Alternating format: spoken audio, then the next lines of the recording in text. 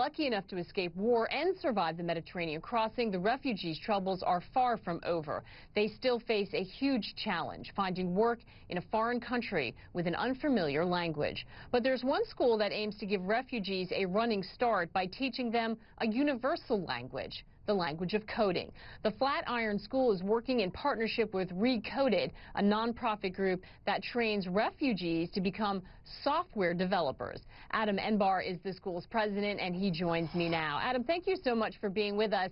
This sounds like an ambitious plan. How hard is it to find qualified refugees? That's a great question. First, do you want to start with what does it mean to be qualified? We have this notion in our head that you have to kind of be born in the matrix to be a software developer, but it's simply not true. You really just have to work hard and be creative. The Recoded team is on the ground in Iraq right now, and they just started publicizing the program, and we already have 500 applicants to our first fellowship that's going to admit about 50 people and give them the skills necessary to build careers in code. Yeah, this can be, one can imagine, be a lifeline to someone who is trying to start over. I want to ask you, though, the first thing that all of us thought of when we heard this is, you know, what a fantastic idea, but you're teaching them, they're on location. How are they coping with the security concerns? Are you getting the volunteers needed on the ground there to actually teach the refugees? That's a great question. So yes, Recoded has volunteers on the ground that are going to be helping impart the technical skills as well as just the coaching necessary to be successful in this universe of professional software development. At the same time, you know, at Flatiron School, we've been teaching people for 3 years how to code. We've trained hundreds of students.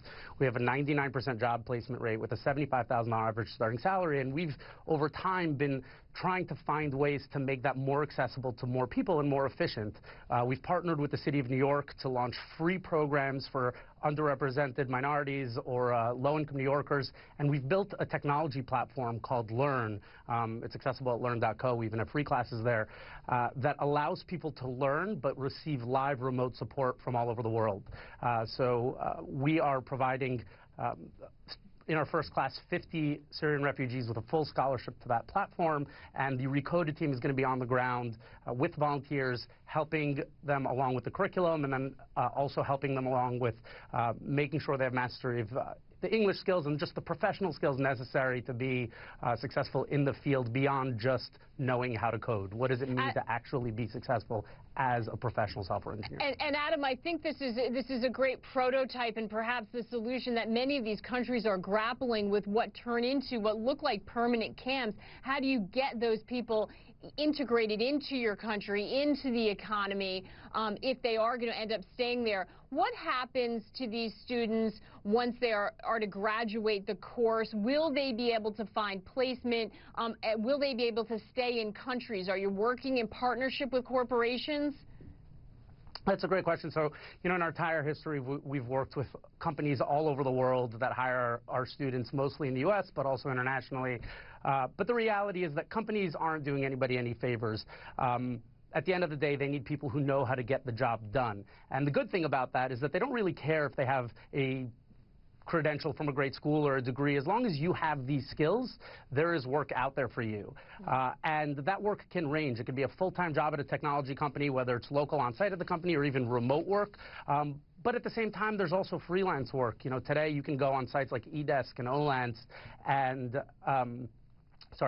and Elance and make $20, $30 an hour just using coding skills that you've picked up over 3 to 5 months. And that's a fairly good amount of money to be earning here in the United States. It is a life-changing amount of money to be earning when you're in a refugee camp in Iraq, and all you really need is an internet connection. Right, and a sort of a plan for the future and something to hope for, which is so critical to so many of these refugees, especially when we see these young people out there. We don't want a generation of wasted minds. Adam, a fantastic program. I know you're just kicking it off with the first round. We'd love to follow the progress and see how it turns out, but a positive story in what is one of the challenges that we all face. Adam, thanks so much. Adam Enbar for us from the Flatiron School. Thank you for having me.